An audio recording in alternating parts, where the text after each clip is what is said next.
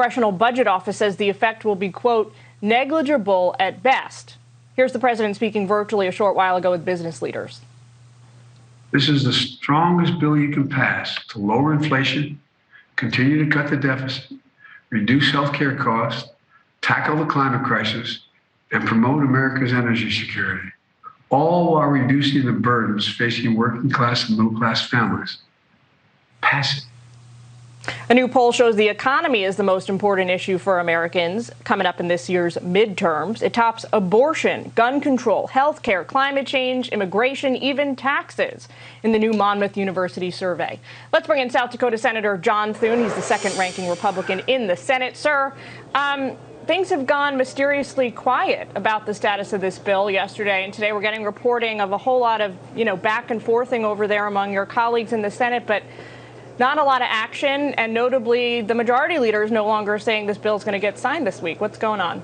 Well, I think right now what's going on, Gillian, is the Democrats are trying to get their act together. They have to get all 50 Democrats to hang together on this. They have a lot of issues getting it scored, going to the parliamentarian to make sure that things they're trying to do can actually be wedged into this budget reconciliation bill, which allows them to pass it with 51 votes. But the problems with it are many, and I think what's happening is some of their members, and we get people like Joe Manchin, Kyrsten Sinema, who have serious issues with the way this bill's been put together, realize that with 40-year high inflation, an economy in recession, that the last thing you want to do is raise taxes and increase spending, which is what this bill does. And as you pointed out, the Congressional Budget Office, which is the official scorekeeper for Congress, said it will have a negligible effect on getting, battling inflation, contrary to what you just played the president saying.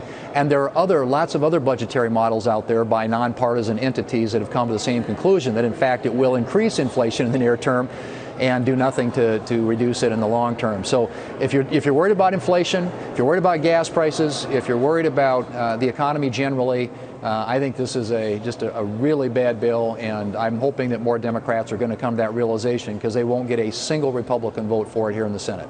Well, it's interesting because Senator Schumer obviously dove headfirst into these negotiations with Senator Manchin, believing that his party would fall in line behind him, which is turning out to now be up for grabs. He's interestingly saying now that Senator McConnell is acknowledging that there are no tax increases associated with the legislation. Take a quick listen. I'll get your reaction.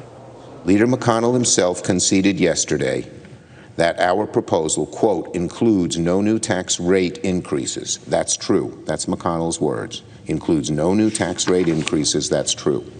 Let me repeat again. Leader McConnell concedes that now the Inflation Reduction Act includes no new tax rate increases. The American people overwhelmingly support these steps. Is that true? Well, it certainly increases rates on businesses, all of which gets passed on to consumers in this country.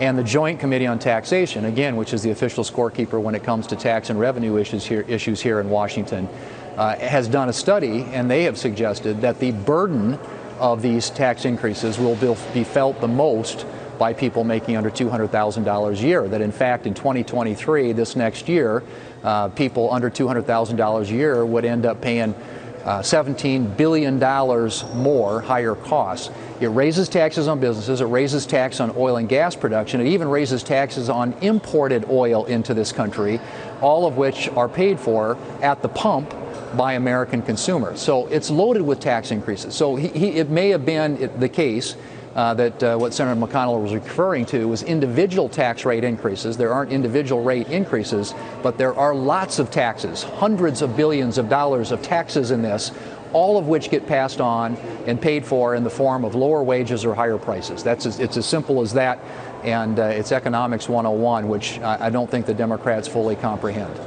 You can call the bill whatever you want, but at the end, someone still has got to pay it. All right, Senator Thune, thanks so much for joining us this afternoon. We appreciate it. Absolutely. Thanks, Billy.